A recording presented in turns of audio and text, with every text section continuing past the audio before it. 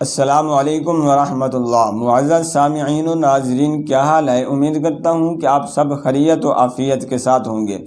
آج کی ویڈیو میں ایک ایسی دعا لے کر حاضر خدمت ہوں جو دعا آقا علیہ الصلوۃ والسلام اکثر رجب المرجب میں پڑھا کرتے تھے، یعنی کہ یہ دعا پڑھنا رجب کے مہینے میں آقا علیہ الصلوۃ والسلام کی سنت ہے۔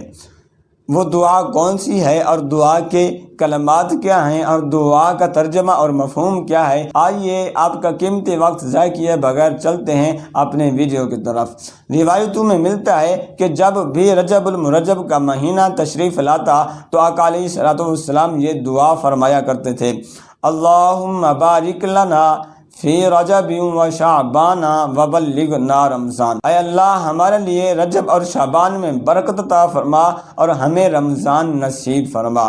خالق کائنات سے دعا کرتا ہوں کہ خالق کائنات ہم سب کو یہ دعا مانگنے کی توفیق نصیب فرمائے۔ آمین۔ السلام علیکم ورحمۃ اللہ۔